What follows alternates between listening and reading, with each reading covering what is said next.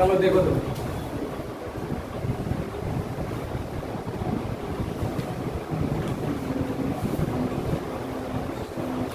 सबसे पहले फिगर से समझें।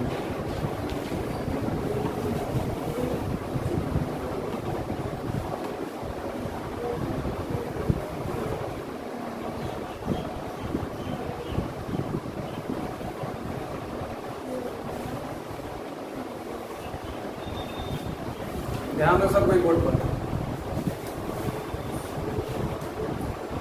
वृत्त है, सब कोई वृत्त से परिचित है, ठीक है। ध्यान दीजिए, यहाँ पर जो हम लोग केंद्र से अगर वृत्त के किसी छोर पर मिला दे तो उस दूरी को हम लोग त्रिज्या कहते हैं, ठीक है। क्या कहते हैं? त्रिज्या। अब वृत्त के कितने त्रिज्या हो सकते हैं? तो वृत्त के अनेकों त्रिज्या हो सकते हैं। अगर कोई सवाल करे कि वृत्त में कितने त्रिज्या हो सकते हैं, तो अनेक त्रिज्या हो सकते हैं, ठीक है। अब इसमें कुछ पढ़ना है, जैसे कि त्रिज्यखंड, वृत्तखंड वाले जो ऐसा कुछ वर्ड मिलेगा, ठीक है। त्रिज्यखंड में भी दो तरह के होते हैं, लघु त्रिज्यखंड और लघु माने छोटा होता है, दीर्घ त्रिज्यखंड यानी बड़ा वाला भाग को कहते हैं।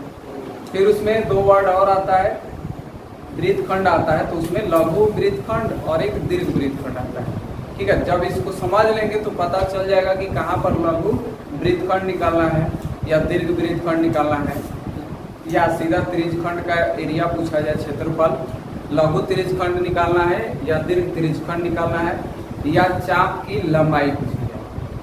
हम लोग क्या करते हैं कि जो है एक प्रकार ले लेते हैं, प्रकार लेकर के जो है ड्रॉ करके जो है ना वृत्त बनाते हैं, ठीक। तो वृत्त बनाते हैं तो उसको हम लोग क्या कहते हैं कि चाप काट रहे हैं ना, एक छोटा छोटा आर्क जो है चाप से काट काट करके जो है ना वृत्त बनाते हैं, ठीक है। जैसे देखिए हमने यहाँ पे सेंटर पे जो है ना वृत्त जो प्रकार होता है उसका नोक रखा होगा, ठीक, और पेंसिल से कुछ इस प्रकार से जो है बनाए होंगे ऐसे करके, ठीक है।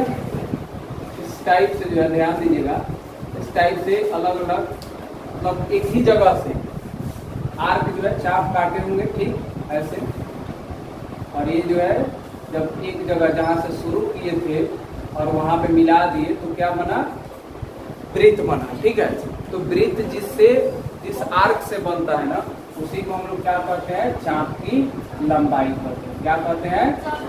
चाप की लंबाई कहते हैं, ठीक है। बात समझ में आ रहा है ना? चाप की लंबाई कहते हैं। अब यहाँ पर अगर हम दो त्रिज्या कहीं से भी खींच दे, जैसे कि मान लीजिए एक त्रिज्या ऑलरेडी इधर है और एक त्रिज्या हम इधर खींच देते हैं, समझिए, ठीक है। तो दो त्रिज्या इधर थी, एक त्रिज्या इधर से और एक इधर से। अभी जो ये वाला जो भाग है, ठीक है, इस वाले भाग को हम लोग कहेंगे त्रिज्यखंड। क्या कहेंगे? त्रिज्यखंड कहेंगे। क्या कहेंगे? त्रिज्यखंड कहेंगे। अब जो त्रिज्यखंड है इसको बोलेंगे त्रिज्यखंड, ठीक है। त्रिज्यखंड,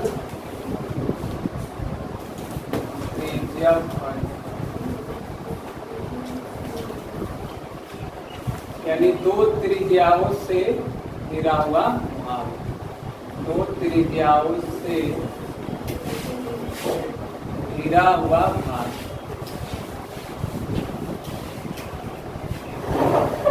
ठीक है। दो त्रिज्याओं से घिरे हुए भाग को क्या कहते हैं? त्रिज्यखंड कहते हैं, ठीक है। अब शेष जो बाकी के बच जा रहा है, समझ लीजिए, इसको हम लोग क्या कहेंगे? लघु त्रिज्यखंड क्या कहेंगे, ठीक है। क्या कहेंगे? लघु त्रिज्यखंड कहेंगे, ठीक। अब जो बाकी का ये जो एरिया बच जा रहा है, हिस्सा बच जा रहा है, इसको हम लोग क्या कहेंगे? दीर्घ त्रिज्यखंड कहेंगे। क्या कहेंगे? दीर्घ त्रिज्यखंड। बात समझ में आ गया?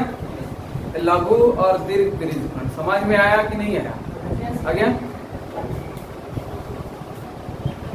इसका इंग्लिश होता है लाइन सीजमेंट होता है सर।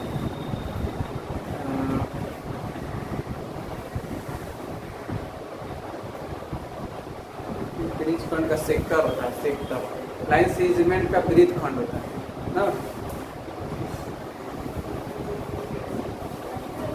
ठीक कहते हैं त्रिज्यखंड का जो इंग्लिश होता है वो होता है सेक्टर, ठीक है। अब सवाल पूछा जाए, मतलब फॉर्मूला जो है दिया रहेगा,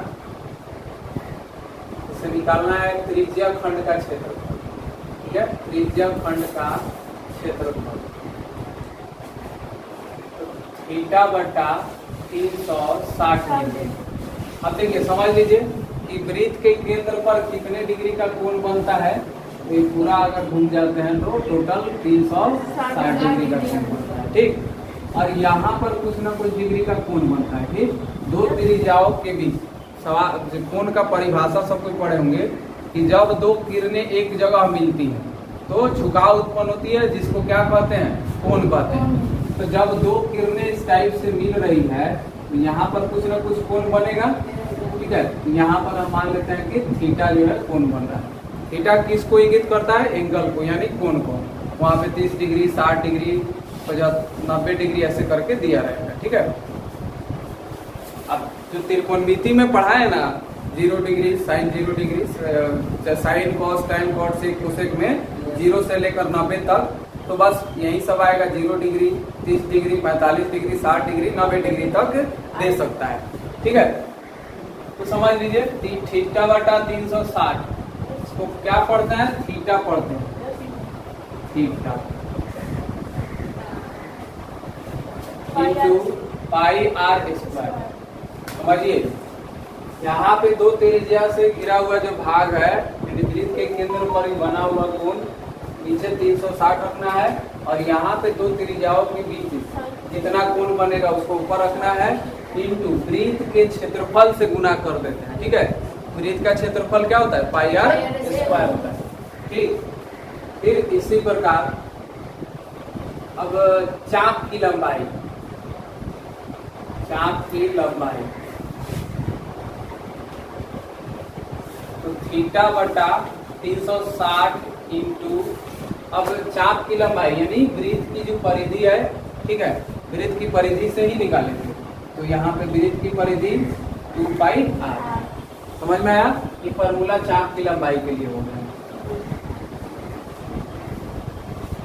उसके बाद हम लोग समझेंगे वृत्तखंड, पहले इसको जो है नोट कर लिए हैं, आर्क।